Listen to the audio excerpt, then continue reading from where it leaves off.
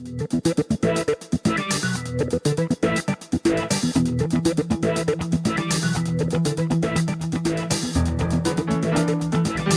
are listening to the SDSU Football Podcast, presented by the East Village Times, with your hosts Andre Hagverdian and Paul Garrison. Welcome, listeners, to another episode of the SDSU Football Podcast. I am Andre Hagverdian and joined, as always, by Paul Garrison. How you doing, Paul? I'm good, man. Where's 2022 going? I mean, it doesn't seem that long ago that we were, having Logan Tanner and Liu Amavai and Kyle Crum for episode number 1. And here we are finishing out the year, the season, the regular season is over. I'm doing well, though. And it's always good, brother, to be able to hang out and talk with you.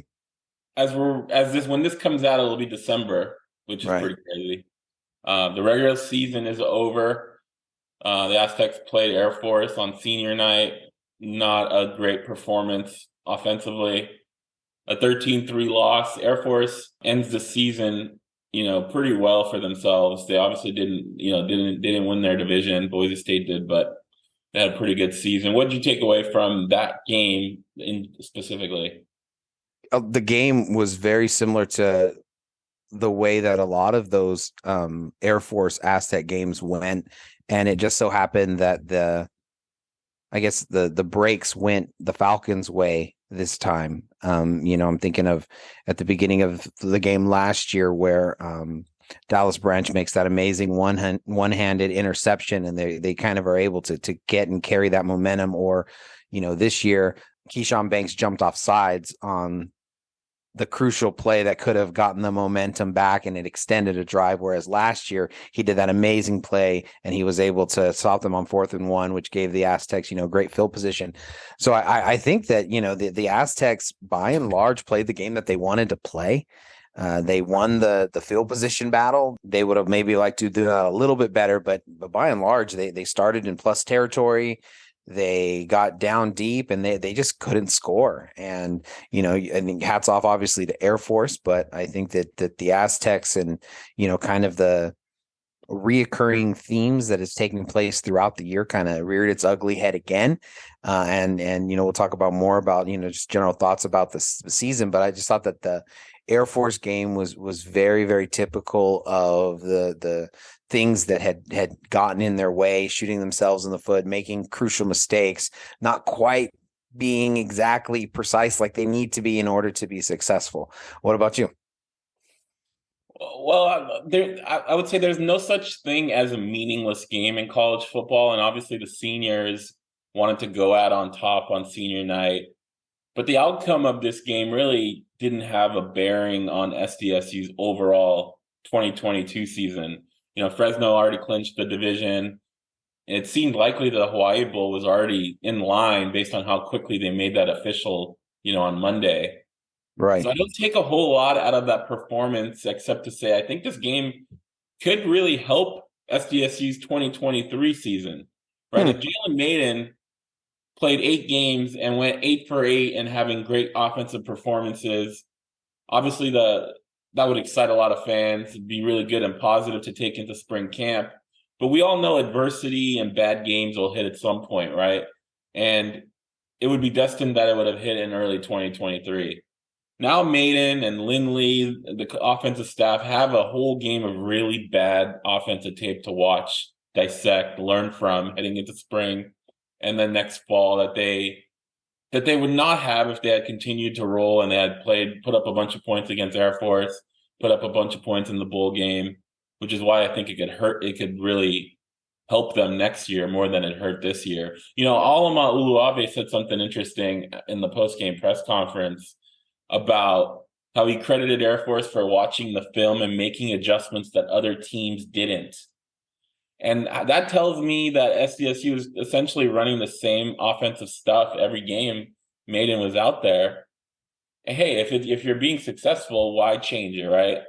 But that also tells me that a team that finally game planned for that and took that stuff away, there was no counter to it, right? And there's no adjustments. And that's something Maiden, Lindley, whoever the offensive coordinator is next year, is going to have to be better prepared for. And I think this game will give them kind of that evidence that they need to be prepared for that. No, I think that's a really, really good point. I think that it's fair to say that as great as Maiden has been, turnovers are a part of his game, and being able to rein that in, to be able, it just really matters, and it's really important. I mean, there's 3 throws that if he had gotten back and been able to been a little bit quicker on either the release, throw it a little bit harder, had the receivers make a play on, we're sitting here talking maybe about a different outcome. And I do think that he does have that opportunity to learn. And so I think that's a really good point. And, I think the other part that really stood out to me, and now it's 2 years in a row, is they start the year off able to run the ball really well. And then when they get into conference play, and we've heard from, Coach Maddox and talking about how in conference the teams already know each other so well that they can scheme for it, but that the Mountain West teams have been able to take away their run game that in the non-conference season was a lot stronger. And I think that really stood out because they threw the ball twice as much as they ran it. And it was even a little bit more than that, 3 times as much as they ran it. And some of that was dictated towards the end of the game and being behind and having to, but they weren't committed to the run for, I think, probably the first time that I can think of in a very, very long time. And, this is what some parts of Aztec Nation have been clamoring for, where you're a pass first team and you're doing that. This is what it looks like. If you're not successful, it leads to 3 points, and it leads to your defense being on the field a ton. It leads to, big interceptions. And I think it just shows that balance is what Jalen Maiden needs. And, full off season of quarterback training, regaining some of the arm strength, getting all of his footwork down, all the things that he's going to, I would anticipate, with as hard as he worked to become a safety, right? That his work this offseason at the quarterback position, the position that he's been at his whole life and he's worked at and he's just been great at, it's going to be outstanding. And there's going to be a big leap. Like you said, I think there's definitely a lot of teachable moments, and it didn't do anything in the standings, right? I think, like you said, I think you had asked Brady and Coach Hoke in one of the press conferences earlier, what preference of a bowl do you have? And he was like, oh, I want to go to Hawaii. It's probably because he was going to Hawaii, and it seemed like that was already in the making. And, there was, I think, the second or third bowl that was announced nationally of happening. And, I think probably jumping into the bowl game a little bit, just touching on that, I think what sums it up perfectly was a tweet from Jalil Leckie, who played for the Aztecs and the defensive lineman. And he said, 2 bowl games in Texas, 2 bowl games in New Mexico, and now you're going to Hawaii. So I think it sums up, the 100th season. They're going to be able to end it in style, being able to have Christmas on the islands. It's rare when a coach gets asked what bowl game you want to go to. It's almost like, which kid is your favorite, right? You always right. Or what team do you want to play in the next round? It's always a diplomatic, we don't care, we're just happy to go to a bowl game. But a month ago, he was like, I want to go to Hawaii. I was like, there must be something there where he's openly talking about wanting to go to Hawaii. And I think the only thing that would have changed that is if Fresno hiccuped and lost 2 games, and San Diego State didn't lose to Air Force, obviously. Right. And they're in the championship game, and they're maybe going to the LA Bowl if they win the conference. But yeah, it seems like that one was, set in stone a few weeks ago for sure. So they get to play Middle Tennessee on Christmas Eve. I believe it's a 5:00 game Pacific time on ESPN or ESPN2. I'm not sure, but it should be fun. There's some homecoming for some of I think there's 4 or 5 players on the team that are from Hawaii who get to kind of go home and they play there. It's not a bad place to go to in the winter for sure. People, Aztec Nation, who went to Maui last week for basketball were talking about how it was like, 80 degrees during the day and 70 at night, and it's like Right. other places around the country don't have it that nice. So I'm sure in a month from now, it's going to be very similar. I do. And I think that given, the idea that bowl games, people approach it differently, but that maybe they're a reward for the season. There was a lot of pressure on this Aztec team opening up Snapdragon, the way that it went, changing coaches midway through the season, offensive coordinator. It's a nice way to end the season. And I think a lot of these players, worked really hard, and getting that opportunity, I think, is pretty cool. Yeah, I haven't dug into Middle Tennessee at all yet. I heard Brady Hoke mentioning that they like to throw the ball around a lot. So looks like they may be a pass heavy team, but I haven't dug into it. I'm sure we'll put out my preview later on, before the game, and we'll do a podcast and talk about it. But yeah, what are you doing with yourself? I mean, seriously, I wrote an article, and obviously I'm covering basketball as well. So I got my, my hand in that, shout out to the team who's been covering those games and doing all that. But I'm just really not sure what I'm going to do this weekend. I mean, Mr. Garrison's, Aztecs grades aren't coming out. I don't know what I mean. Wow. It's funny. I might actually talk to my wife. What's going to happen? I keep thinking like, is there an article I should be writing? Like, is there a preview I should be writing? What do I need to do? Thankfully, with the World Cup and Aztec basketball, those are keeping me fairly busy sports-wise. Oh man, okay. So I think everyone knows that I work at a school. I'm a teacher, and the building that I work in is multiple stories, and my classroom is down at the bottom, and it's the funnest thing. I work in the South Bay, and so this is not a new experience to experience the World Cup. And, as somebody tweeted out, the most popular soccer team in the United States is Mexico. Like, there's no question about it. And so I'm trying to lecture about the New Deal and the Great Depression. And these kids are sneaking their phones, and they're finding the pirated things on their laptops. But the funniest part is every single time Mexico scored, there was like stomping and pounding of the wall from all sorts of different classrooms. Oh. And so it was funny because they were pirating. So they were a little bit behind in the, I don't even know how they were doing this, but they were a little bit behind in the game. And so then they would see it a little bit, and it just, oh man, it was like the coolest community experience around the World Cup today. And then of course, man, the USA, right? They get to move on. So give me your 3 minutes on what they need to do Saturday to advance to the semis. So Netherlands is a fairly young team. They're actually very similar to what the U.S. does. They defend, they hold possession, and they can't score, or they can't create a lot of chances. The U.S. has had major trouble creating good chances and scoring. Mm-hmm. Netherlands is the same.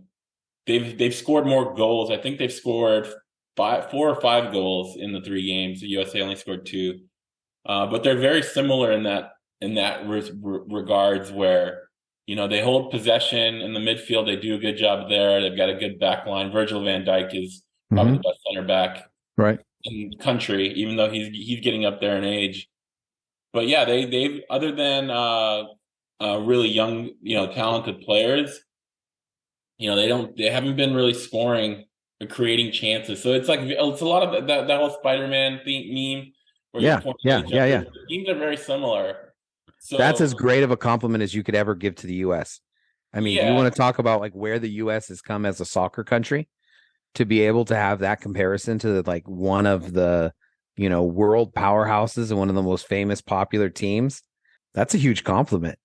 Yeah, but Netherlands is not the powerhouse that they've been in the past. So they're kind of been in a transition. A lot of their players. So it's not. I take it. So it's not a compliment. Okay. No, it's a compliment, but it's Wesley Schneider is gone. Robin Van Persie is ggone. Yeah. The Arjen stalwarts. Robben is gone. Those Yep. guys, those are the guys who've been on Netherlands for the last decade plus, 15 100%. years. And so, they've Gakpo, who's had 3 of their 4 goals, is this really young guy. He's the guy that they're going to have to stop. It's going to be interesting whether Berhalter stays with CCV instead of Walker Zimmerman as center back. Tim Ream has been playing amazing. I don't think anybody expected that, so which is good. Please keep it going. And then it's just how are they going to create chances? Assuming Christian Pulisic is going to play like he said he is. It's funny. I think back to Kawhi Leonard, Game 4 of the 2021 playoffs. He hurt his knee, right? After the game, he's interviewed. He's like, "Oh, I'll be fine for the next game." And it turns out he didn't play for 15 months because he had a torn ACL. 100%. So when Christian Pulisic comes out and says, "Oh, I'll be fine 100%. for Saturday," you have no idea. You don't know. Exactly right. You can never believe those things. You can never believe them at all. Yeah. So that's why I'm really happy, honestly, that is a 7:00 game. Because I think it would be too nerve-wracking, watching other soccer or whatever. Anyway, so back to the Aztecs. Let's if this is the right time for it, give me, just your general thoughts about like the entire regular season and what you saw from the Aztecs. And even take us back, not just the regular season, but back into spring and all the things they were playing with and they were looking at, and then here it is, right? I mean, that whole Bill Parcells thing. You are what your record says that you are. This is a 7-5 team. This is a team that people thought could, possibly conference championship, and they just that wasn't them this year. And so, what are your, just main thoughts about the team and what you saw from the 100th season of Aztec football? Well, you have to start with the offense, or the lack thereof, for the first 5 games. I think a lot of people had put a lot of high hopes on Braxton Burmeister. Yeah, me too. And I would be one of them. Yeah, and that didn't materialize. And you can blame it on coaching, play calling, injuries, or just bad quarterbacking. But that did not work out. You could say if he doesn't get injured in the Boise game, who knows if he's still the quarterback. We talked about that last episode. Right. But I think rebounding from that, think about, 8 games ago where San Diego State was as a team and how badly they played in that second half against Boise. Maddox called it a travesty for how they played defensively, obviously, to where they are now, where they could have probably still won the conference if one bounce here or there goes away. Obviously, the Air Force game. If the Air Force game is a must-win game to get to the conference championship, maybe they play a different game, right? That is a different circumstance. So, an onside kick recovery would have put them in a position to play their last regular season game to make the conference championship. And I think where they were 7 weeks before that would be highly impressive of not just the coaching staff, but all the players, the leaders on the team. So I think you have to give them their praise for how they rebounded and turned the season around, given so much that was going on. And not much has been made about it since the season started, but you have this ugly, rape accusation at the beginning of the season. That was also you can call it whatever you want to call it, a distraction. But that was there. The new stadium, the disaster of how that opening game with the heat bid, and so many people having to go to the ER. Just so much was going poorly, and it was easy for that team to just say, "Okay, the season's over. We're done." So I think that's the overarching thing. Is it was really, really bad. But they turned it around and made it into a fairly successful season, considering how they had started. I think that's very, very fair. I would phrase it in a little bit of a different way. They were around a 500 team. And I think from covering the team or from a fan perspective, teams that are horrible, you put the bag on your head, You cut the holes out of the paper bag and you just wait till the next season. And they're not frustrating because they are who they are. And of course, when teams are good, like they were, San Diego State was a year ago, every press conference is fun. Everybody is talking, is they're saying, oh, we can get better, but look, we won. And, and it's running off the field after coming back from Boise. And it's all of that kind of stuff. When they're good, it's really enjoyable. But as far as just an experience of being outside of it, I think the most frustrating teams in sports are the ones that are middling. The ones that, I mean, if they had played like they played against San Jose State all year, we're talking about a 10-win team, double digits, winning the conference, right? I mean, that's what we're talking about. But then you have games like the second half of Boise State, where they look like one of those teams where you'd want to put a bag on your head and you would want to do that. They were just as bad as they were good the first half, and then in San Jose State. Teams that are 500 are right in the middle like that. They shoot themselves in the foot. I mean, you talk about the onside kick at Fresno State. Well, there were 5 turnovers before that in that game. I mean, that you can't win a game on the road and give a team with, the first team all conference quarterback that many opportunities, to be able to win the game. And of course they did. Same thing with this past week. I mean, you have opportunities to score and then you're throwing multiple interceptions in the end zone. I mean, how many false starts kill drives? Yeah. How many holding penalties, jumping off sides, Vaikaho coming in and finally being able to take the quarterback down, and it's a face mask that extends the drive, and they take advantage of it. And I think actually they ended up stopping him on that drive on the 4th and 1, but nonetheless, those kind of ideas that teams that are 500, that's what they do. They find ways to make the big mistake that brings them down. And I think they're the most frustrating teams to cover, the most frustrating teams to be around, because you see how good they can be. I mean, after, going down 14 to San Jose State, and San Jose State's a good team.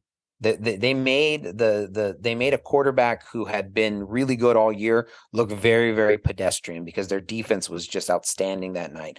Offensively, they did what they want. I mean, Mekhi Shaw and his ability to, find space. It was a really good game, but that's just not who they are consistently. Everything that you said is 100% true. And if Jalen Maiden takes that next step and becomes the quarterback that he looks like he can be, then the 2022 season will be remembered as the season where he emerged. If that's not the case, that doesn't work out that way, it'll be kind of a footnote of a part of the season, but it has the potential to be that. It's been a great year, man. I've loved being able to do what we do and all the work. I mean, Don and Gio with the photographs and the video and, all the articles and I mean, all the things that we've been able to do all year. I think the coverage wise, and it's not done. The coverage wise though I think it's been, more than we could have ever dreamed of it being. I think that to me, that's the way that this season has been, is that they just when you think that the Aztecs can get out of their way and do something positive and really take a big step forward, the same kind of stuff pops up. As I said, they should be praised for the turnaround, but they should also be, that 2-3 start was way worse than just a 2-3 start. Like the way they lost to Utah and Boise in embarrassing fashion, barely beating Toledo at home, who is in their championship game. Right. I mean, that's part of my point. They beat a team that won their division and is playing for a conference championship. They had multiple fourth quarter game-winning drives. Yeah. I mean, that's the whole season. Yeah. The whole season was this mix of like really good and really bad. They fell behind Arizona and came all the way back. They scored touchdowns and they had a chance to get back in that game, I'm just trying to echoing what you're saying from right. And I think part of that 2-3 start was not just quarterback or offense. Like the defense did not play that well. the first 5 games as well. And I think that was my other. If you obviously you had to start with the offense, but if going into the season, if you told me the defense did not, if you told me the defense played like the way they did, I would be shocked, and I am shocked. We talked about this a lot in leading up to the start of the season, right? You've got two sets of brothers, and you've got 2 all-conference players who are basically moving positions to accommodate their brothers coming in. And you wonder, especially with Caden moving back to Sam, like you could tell that was probably not the right move to move Caden to Mike, and that hurt the defense the first half of the season. Now Jonah Tavai had an amazing year, no matter where he was lined up. I'm actually that's who I want to talk about. That's what I want to talk about, because I think that look. So when did they? They had the bye. How many sacks did Jonah Tavai have before the bye? Like 1.5 or 2. One, yeah. And how many did he have the final 6 games of the season? I think he ended up with 9.5, right? Yeah. Well, this says 9, but yeah, 8. You know what I mean? I mean that's unbelievable. Yeah. The amount of production. He had 3.5 tackles for loss. 12.5 to finish the year. I mean, the ability for the defensive line, which wasn't good at the beginning of the year, in at times, right? I mean, and that's, to me, again, it's that same kind of weird dichotomy. I mean, against Utah, they start the game and they're really, really good, and Utah can't move the ball at all. Again, another team playing in their conference championship game, they could not move the ball one bit, and then they score 7 straight times. And it looks like 5 straight times. Beg your pardon. Yeah, that's right. 35 and 7 times 4. Yeah, that's right. Good math. Yay. But I mean, that's kind of what you saw from them, right? You saw feast and famine, that middling kind of average team overall, but it was peaks and valleys. And so I just thought that was, again, it's the same kind of thing. And I think what you said, it was perfect. Like they could have quit. And there were a lot of teams would have quit. A lot of teams would have mentally checked out and said, we're just going to wait for whatever's coming next, because there is these allegations. There is, the first few games, and how hot they were, and then I mean the offense averaging 60 yards passing, and the offensive line looking like they should have brought in 5 different guys to start the year. I mean, all that kind of stuff. And they didn't they didn't, pack it in. They kept fighting. This is the 13th year in a row that San Diego State has been bowl eligible, and the 12th consecutive bowl in non-COVID years.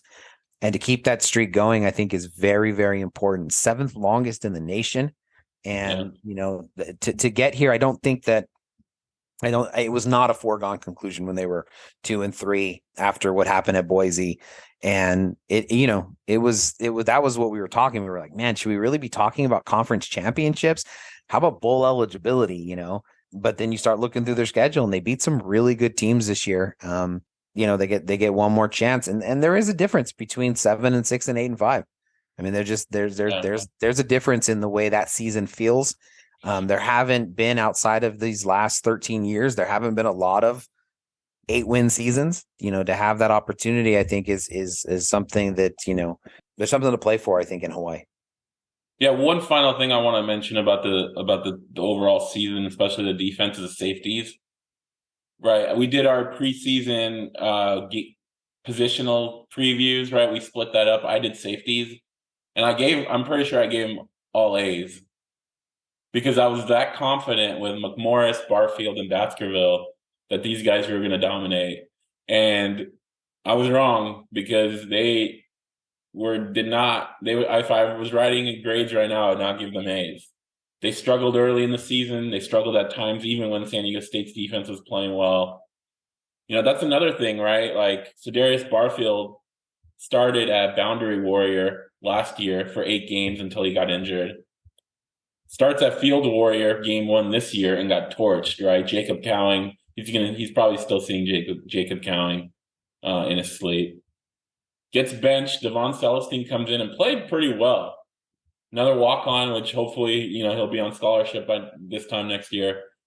But then Barfield comes back later in the season when Baskerville gets injured, back to Boundary Warrior, and played like the guy who played well last year. Completely. Right. Another thing going with the McDonald and the Tavai is about our players playing in the best position on the field where they can excel at. And I think that's something Kurt Maddox has to look at moving into next year is making sure that players are in the right role, in the right position, that they're going to play their best, instead of trying to fit new transfers coming on that they think are one of their 11 best players, and they're moving people around, and you might be taking a strength out of a player who showed strength at a different position last year. And then Patrick McMorris, you know how I felt about his season last year. I was disappointed overall this year. We had him on the podcast. He talked about the things he wanted to improve on, reading, reacting, more coverage. I don't know if he feels he took that next step. And it's going to be interesting to see what he decides, whether he's going to test the NFL draft waters or he's going to come back for one more year. Because he's one of those, 5 guys that could potentially come back. But 3 of those 5 guys are like 3 of the best players on the team, right? And so I'm curious to see McMorris, what he decides. No, and I think that's really interesting. And I think that you, not just with the Aztecs, I think you see that throughout sports. There seems to be, and this is the wrong terms for it, but I'm just going to use it for the sake of ease. But there seems to be a new school approach, which is that these players are fully malleable, and you can get a closer in baseball and you can pitch that person in the 7th inning just as well as you can pitch them in the 9th. And there's some people who say, no, like they need to be slotted. And how many times have you seen like the best closers in baseball when it's not a save situation? And like, what should be the difference? Logically, rationally, there shouldn't be a difference, or I know, and Padres, we're going all over the place. World Cup, Padres, with Will Myers, right? That was always what people complained about with him, is that they never just put him in a position and said, go be great at that position. And there's people who say that you should be like that. And, I think, you being a Dodger fan, I think it's one of the best things about the Dodgers is how many of those pieces could move around and play different positions and still do it in at an elite level, And so that is a really interesting idea about which way do the Aztecs play, because, they did move Caden McDonald back outside. So he was the first team selection again for the 3rd season in a row. Only other linebacker to ever do that was Kirk Morrison. But the defense really responded with Cyrus Fiaseu in there and him starting and being in the middle and, moving Jonah around after he played so well in the middle and moving him to end because, it just would work better on paper. And it's a really interesting, really, I think, astute point. And, I think that given everything that Kurt Maddox has done, obviously he's the right person to be able to make that decision. But when we were talking to him, he was saying that they're looking for the 5 best DBs to be on the field. Yeah, and I just thought that was a really interesting thing. And maybe to your point, maybe that the 5 best aren't necessarily the 5 best, but they are based off of their position. And I think that, Patrick McMorris, I think he's a very similar player to CJ Baskerville. When teams would spread them out, it was McMorris who would go out and he would be out in coverage. And I don't know that that's the best thing for the Aztecs for him, and then when it was Barfield was the one who was the 4th one, or actually they used them interchangeably, right? They at the very end, they just played one side of the field each, Celestine and Barfield. And so it allowed McMorris to be in the middle of the field and to be all over the place a little bit more than he was. So I think, like I said, I think it was a great learning year, and I'm absolutely, waiting and about these players who can come back next year. But I don't think that it should be lost that with the ones who have already said they're coming back, they are a lot better for 2023. Dallas Branch, obviously all conference player. It really, really good. Was a difference maker, was a playmaker, especially in the second half of the season. We've just talked about Barfield and his resilience, and then turning in a really good season overall after that rebound. And of course, you have the Mountain West special teams player of the year, Jack Browning, who's already said he's coming back. And then you get a quarterback. If there's anything that's enticing to somebody like Jesse Matthews, it might be the potential to actually work out in the offseason with the quarterback that is the established starter going into next season. They tried it with Carson Baker back in the day, but that only lasted for a few games. Maiden's the guy. Maiden is it. And so he could spend an entire offseason developing that chemistry. Where do you like the ball? And maybe actually having some stability might be enticing for the hometown hero to hear and make that decision to come back in 2023.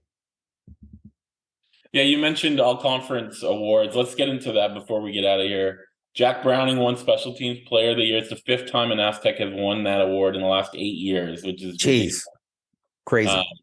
Well deserved. He was good. Yeah, and that's another. If you go back to my grades, preseason grades, I don't remember having a very high grade on Browning. And I think we just said it was a question. I mean, he was replacing, a lot there, and I think that was more. Of a question. He's one of the big surprises, positive surprises. I think from this season is how well he played in all 3 phases. He missed some kicks towards the end of the season, but overall, he still had a really high percentage. The other 4 individual awards, Brad Roberts won Offensive Player of the Year. Well deserved. Fehoko Jr. won Defensive Player of the Year. Andy Avalos, they were undefeated in conference for Boise, so he won Coach. And then Jalen Green for Freshman of the Year. Mm-hmm. I would say no argument in any of those, right? I think they got those right. What I do want to talk about, though, are the first and second team surprises. Okay. And particularly at linebacker, Caden McDonald, first team, Michael Shawcroft, second team. That makes no sense to me. Yeah. I think Caden McDonald is a fantastic football player. Agreed. But the best linebacker on the Aztecs this year was Michael Shawcroft. Yeah, Shawcroft had 77 tackles. His tackles for loss and sacks were like second to Tavai. Caden McDonald had 41 tackles, only had, I think, 2 sacks. So that to me, but you also got to remember that it's the 12 head coaches and select media that vote on this. The media probably goes and looks at stats, but the head coaches probably go based on what they've seen from prior years of playing these guys, right? And Caden McDonald has been an all-conference player. They know him. The coaches probably game plan against him, and I think some of the coaches 100%. probably gave him because they know him, they know who he is, they know how good he is. Whereas this year, the stats don't necessarily back that up. Maybe if he played Sam the entire season, his stats would be more in line. I just think I was disappointed that, and I'm not saying Caden didn't deserve it, but I think Shawcroft deserved to be first team. And I think that was surprising and disappointing to not see him there because he deserved it. Now, the linebacker, there's a ton of really, really good linebackers in Mountain West. I mean, there was a lot of people that deserved probably to be on the first team that weren't. But I would say if you're talking San Diego State, I would have flipped Caden and Shawcroft. As you just said, you can make an argument in a lot of ways. I think Caden McDonald is a first team all Mountain West linebacker. I don't think that there's any question about that. He is his 3rd time. And I think that, as we've talked about, he does more for a defense than will ever show up in the stats. Right. And that's why I think the coaches 100%. So it's not even so much like, it's just more like, okay, if there's one linebacker who is on the team from San Diego State, and you're only going to give it to one because 2 of them deserved it, between those 2, Shawcroft was the better linebacker. And that's the way I saw it as well. It's definitely one of those 1A, 1B kind of conversations, and I think the respect that, that we have for Caden McDonald, it's almost uncomfortable to talk about it. He's obviously just, the answers that he gives in the press conferences and all of the things. But yeah, I think that was very, very fair. And, it's not all conference, but, we don't have to have the discussion about Pro Football Focus and my dubious appreciation of them. But how about Jonah Tavai being an All-American and Jack Browning also second team All-American? By their ratings. I mean, outstanding for a defensive lineman from San Diego State to be able to be that high and that good is just fantastic. And I think it's just another way to show what a great year he had. Yeah, you brought up his sacks first 6 games and after 6 games, which is accurate, obviously. But his PFF grades were in the high 80s and low 90s from week 1. Yeah. So even though he wasn't getting the sacks and the defense wasn't playing well, his PFF grades were off the charts, like every game. Like, so you at least in that, however PFF does their grading and who does it and whatever they put into that, and we can question it. We have questioned it, but even without the sacks, he was getting 100%, 90, overall defensive grades from week 1. Yeah. And I think, and he had a tremendous year. I do think that I'm not 100% sure, when the voting and all that kind of stuff happens, but I think, Maiden's poor game against Air Force made it a lot easier to make him an honorable mention, because I think that, he played 7 games, Haener played 5. And so then you go down to Cordero, who was the San Jose State quarterback, and Maiden beat him head to head and was clearly the better player there. And I think if he turns in a performance and beats Air Force, I think you would have to be able to say that even though he didn't play the non-conference season, there'd be a great argument that, this is a conference award, right? That there'd be a great argument that he should be the second team player. It is a conference award, but it takes into account the entire year. It's not just conference games. So then why was he an honorable mention? Because he probably was still the 3rd best quarterback in the conference throughout the season. Like I think Haener played 8 games because he played 5. He played 5 in conference. Right, but I'm talking about overall in the season. Yeah. I mean, it's an interesting conversation about how those things are viewed. But anyway, just as far as the overall thing, I mean, because then I would argue that Cordero then should have been the first team. Yeah. That Haener did not play enough to be able to be the first team if the conference season is not like weighted higher in some regards. I mean, it might be weighted higher, but like. Right, they don't have the ability to put blindfold over them and be like, oh, I didn't see what happened in the non-conference season. I think the awards I think the picks were due either Saturday night or like first thing Sunday, and it's possible a lot of people submitted their picks before the games on Saturday. No, that's a good point. So anyway, I thought that one was interesting. Jordan Byrd. To be able, I think he was the first one in conference history who was first team at both the kick return and as the punt return. And I think that's pretty special. I mean, a couple of years ago, the question was on punts is could he catch the ball? Yeah. Right. And he got benched after a penalty that they didn't call against San Jose State. And it cost the Aztecs an opportunity to win that game against the Spartans in 2020.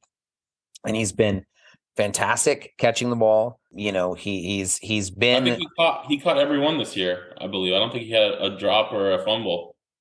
I don't think I can remember one either. He was good last year as well, and obviously the big returns that he had at different parts of different games to be able to really give momentum to the Aztecs. Obviously, San Jose State being the most recent. It's one of those things I think that's always really hard for just perspective about when players are evaluated. Is everybody wanted Jordan Byrd to be more than he was, that I think it diminishes who he actually was. I mean, if he has, one really good return against Middle Tennessee State, he's going to have 2,000 kickoff return yards for his career. And there haven't been a lot of Aztecs who have done that. And there haven't been a lot of Aztecs who've been returners who've had multiple all-conference honors. He still led the team in rushing, even though it wasn't, what everyone had hoped it would be. He never became, that guy who's in the slot who is able to do that. And obviously that's probably what's going to have to happen, when he goes to the combine and he does those things trying to go to the next level. But I think it shouldn't be lost that Jordan Bird is just a special player. He's explosive. He's one of those players that, brings you out of your seat. Every time he touches the ball, he has that potential of taking it to the house. And he didn't become the next Donnell Pumphrey, which is what people compared him to when he came out of the Mesa because of his short stature. But he became a hell of a football player. Tough, answered the bell, did whatever they asked him to do, covers every kick, tackles. He plays all the time. He's in there. He's a leader. He's, somebody that obviously has been great with us, and with all of the media. And I think, him being able to get that shouldn't be lost, because it's very difficult to be. I mean, look at the NFL, and even there, you don't have a lot of guys who do both. It's really a different skill set. And the fact that he was able to do both at a first team all conference level is really, really significant. And, it's sometimes easy to miss that part of the ball, especially when your teammate is the special teams player of the year. But what Jordan Bird in the season that he turned in is fantastic. He led the team in rushing, but he had less, no one had more than 400 yards rushing this year, which is ridiculous. Crazy. Crazy for a team that wants to run the ball first. Yeah. And as I think we mentioned in either a podcast episode or two ago about how with Penny and Pumphrey, they had two guys with over 1,000 in one season. Right. And now they don't have anyone with over 400. But just going back to Bird, I think maybe half of the senior class, or the seniors that are recognized on senior night, we've had on this podcast.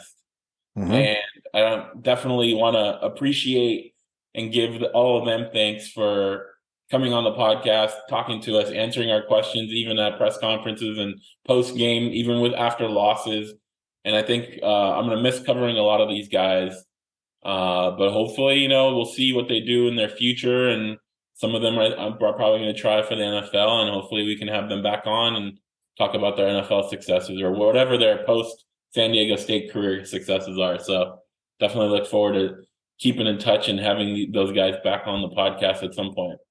Absolutely. And should not, let's keep talking about those guys just a little bit. Right. You talked about already, but Alama Lave, right? Alama he came on here, right? And talked about the offensive line, and, his significant year, I think, again, it's overshadowed by the fact that the offensive line didn't do what they had hoped it would do. But the coaches didn't miss him, and he was a first team all conference player, and deservedly so. As we talked about, I think last week, every single time that we tried to talk about the offensive line, coach was like, okay, there's, yep, Josh Simmons did good. Yeah, Cade Bennett did good. But I have to talk about, what Alama does with these guys and how he is able to do that. So, shout out obviously to him, did a great job being, and again, when the season started, one of the things he told us about was that he wanted to set up the protections. He wanted to have more responsibility. And part of that whole dynamic was because they were getting a transfer QB in who was learning a whole entire offense. And the more he could help in that area, the less had to be on Braxton Burmeister's plate. Well, the same thing happens when you got a guy who's played safety, and being able to have a center to be able to do all of that and to help with setting up the protections and getting everything the way that it does is the reason why for, a handful of those games, there was pretty decent pass protection. Right. And then I think, Tyrell Shavers, he comes in here and he, was very generous with his time. And just his honesty, you know what I mean? Just his honesty to talk about that he comes to San Diego State after transferring from the SEC, and Hunky Cooper says, I need more from you. And he owned it, and he became a very, very good wide receiver, second team all conference. Mark Redmond, same idea. The physical nature of what a San Diego State tight end needs to be. he started to make those catches over the middle in traffic. He started to find those spots in the zone, and you started to see a dynamic tight end finally in the San Diego State offense, primarily because Jalen Mayden can throw in that area exceptionally well. Cade Bennett, right? Yeah. You're looking for where they're going to build the offensive line of the future, and you're looking at Cade Bennett. He was fantastic. His first half of the year, he was phenomenal. I think overall, if you look at his PFF grades, it did dip in the second half of the season. But I think his pass blocking grade is still first or second in the Mountain West for offensive linemen. So he still had a great season. I'm not saying he didn't. He has a lot to build on for next year. But he was one of those transfers that made a big impact. You wouldn't want to imagine that offensive line without Cade Bennett this year. And something for a future podcast is, how does the offensive line look next year when Alama is not there leading that unit? And do people move around? Do one of the guards move inside and play center? Do they bring a transfer in to play center? There's a lot of questions there that are unanswered at the moment. Absolutely. Does BCD go back to the right side, because that's the blind side now of a left-handed quarterback? There are so many different things, like you said, to talk about. But anyway, we've talked about Dallas Branch. We talked about different players who were mentioned in those awards, and they're well deserved. I mean, again, as to talk about the Aztecs as a middling team, we talked about them in peaks and valleys, and I think that there is a ton that. There's a ton that I think anybody who, follows it, anybody who covers it like we do, you can point to and say, that's what's special about amateur sports. And that, we talked about it weeks ago, but I love that line that Rocky Long said, this is not the NFL. We don't get to like cut somebody and go out and find somebody better to replace them. And to see the growth, from Barfield, to see the growth from Josh Simmons. I mean, people could have quit. I mean, you talk about somebody who could have quit with the negative publicity that he was getting out in front of everybody, from, being this guy who everyone, thought that he was, offered by all of the biggest schools everywhere. And finally, San Diego State got one of those kids to stay home, right? And it probably took a pandemic to be able to like fully materialize all of that. And they finally got him. And the idea is that this guy's going to step onto the field, and he's going to be the quality of, a guy at Alabama, a guy at Oklahoma where he could have played. And he's just going to walk on water when he gets here. And he's going to be this big fish in this little pond. And it's just, wow, the likes of it we've never seen before. And to go from that to the struggles that he had, to then putting together some like good games, and games where you go, this kid's going to be all right. You can see what they're talking about and what's happening. And, I think that the hardest part of maybe that Air Force game was the bad call when Josh Simmons did the right thing and the guy jumped off sides, and Josh Simmons didn't stand there and stay in but he jumped like he's supposed to. And then they call it still against him. It was just one of those what a bummer for that kid, because he's been through so much. He needed to be able to show look, that was a veteran moxie play that didn't go his way, but he made it. You know what I mean? And he wasn't rewarded for it. And then, and so the point is I think you can see a lot of that with the Aztecs. You can see a lot of that adversity and that toughness, and you can see all of that work.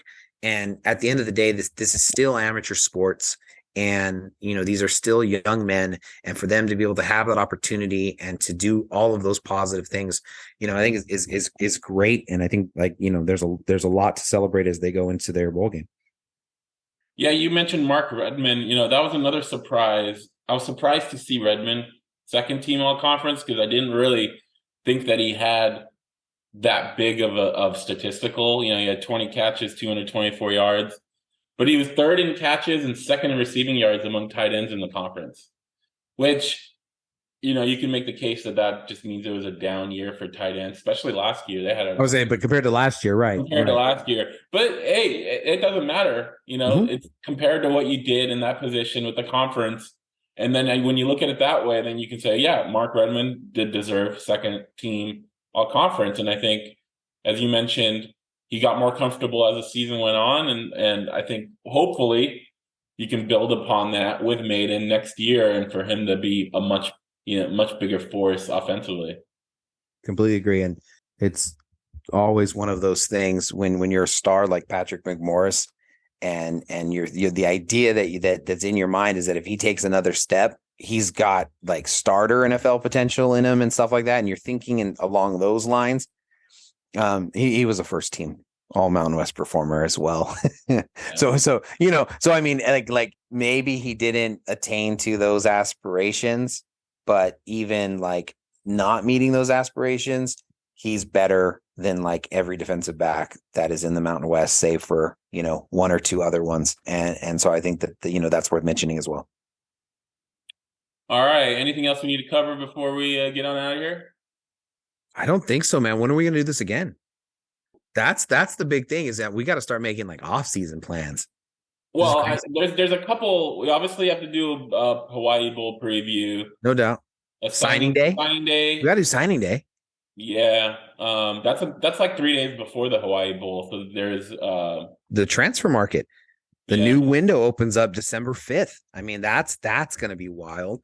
The one I do want to do a first look at next year's, team, but I think we need to figure out how out of these 5, who's coming back, because I think if we did it now and then they don't come back, or if they do come back, then it's might as well wait and see who's coming back, and then we can assess kind of our first look. Obviously, with true freshmen and transfers, that's also going to change as the year goes on, or at least the month and the beginning of spring. But we can still do a first look at like the returning players. I like it. So here's what I would hope that the faithful listeners would, let us know. What do you want to hear about? What do you want to hear about? I mean, Andre, as I've tipped my hat to you multiple times throughout the year, he's the bus driver of all this. I mean, if you have enjoyed the content that we've had, I'm letting you know there's no way I would have started a venture like this if Andre wasn't like, I think we need to do this. So if like you've enjoyed listening to all the coaches, all the players, past, present, all the things that we've done this year, it's literally been Andre's baby. And so I'm pretty geeked personally, because I've been along for the ride too. I'll get this, a text or, call me or, whatever. And it'll be like, hey man, let's do this. And then, oh man, I mean, like for instance, we had Ryan Lindley on, like when he was at Mississippi State. Yeah. You know what I mean? And it was like, how perfect is that? Because we already had all of these ideas about him from that. Yeah. And so that's going to be really fun to see what you come up with, for this offseason, because one thing I have learned about Aztec Nation is once you've shown them a little bit, man, they want more. We will do our best to put forth the content that we would want to hear. And we know that what Aztec fans would want to hear. So there it is. All right, guys. Thank you for listening. Appreciate it as always. There's still one more game left in the season, so we're not really pulling the curtains on the entire season yet. But we appreciate you guys for listening all year long, liking, subscribing, sharing, commenting, all of the above. So we always appreciate it, and we'll talk to you guys next time.